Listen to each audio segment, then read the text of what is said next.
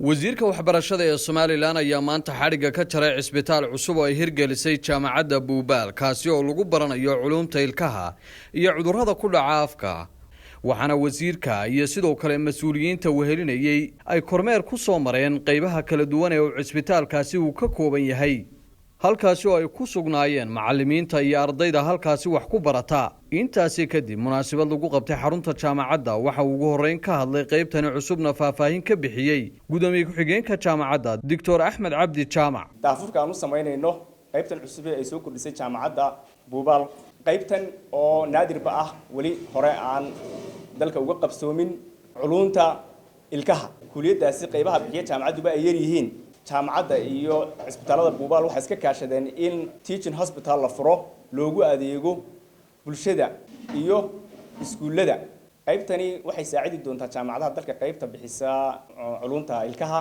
oo ardayda jaamacadaha ka soo qalin jabiya ay ku qaadan doonaan takhasuskooda inay u gudbaan inay gacanta wax ka qabtaan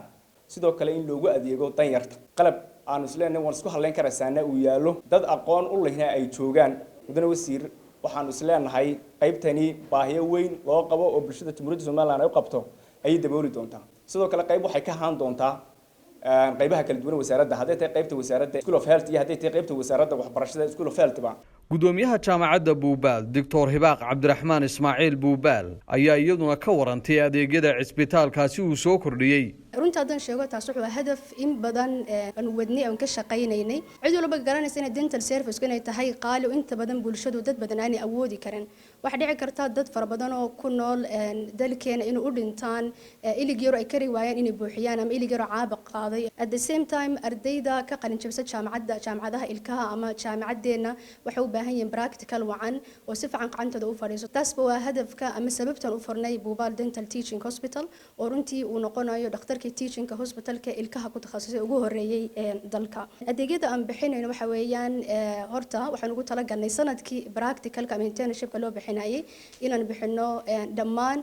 ardayda ka qalin jabisa jaamacadaha ilkaha ama noqoto dalka ama dibadaha ardayda ka imaada iyadoo ay joogaan dhakhaatiir professional oo aqoon sareysa ku haysta ilkaha waxa kale hadafkiigu yahay inaan deeq caafimaad ma aan ku soo kordhino ummadda Soomaaliland serviceyo bilaash oo dadka u baahan yihiin tokobaad waxa weeyaan iskuulada dawladda ee raacsan wasaaradda ama hoos maada wasaaradda waxbarashada kuwaas oo aan bixinayno adeegyo serviceyo dentalka ama ilkaha oo bilaasha iyo dhammaan shaqaalaha ka tirsan wasaaradda waxbarashada dhammaan waxay ka faa'iidi karaan servicekan ardayda iyo macallimiinteedu ay bixinayaan ku takhasusay cudurrada afka iyo ilkaha macallimiintii hore ka retire garoobay wasaaradda waxbarashada dadkaas inaan iyakan adeeg bilaashan u sameeyno markaas waxaan go'aansanay in maalinta jimcahan aan u bixino ummadda Soomaaliland service ilkaha oo emergency maalinta jimcaha iyo shiftiya night aan bixino oo ay ka faa'iidi karaan bulshadu maadaama imanka ay jirto dhibaatadan corona ee dadka saameyn weyn u geysatay dhaqaalahooda taasna waxay nagu kaliftay in xataa jaamacaddan u sameeyno fiida ardayda inaan hoos uga dejino aan hoos uga dhigno taas oo ku caawinayno dadka Soomaaliland ku nool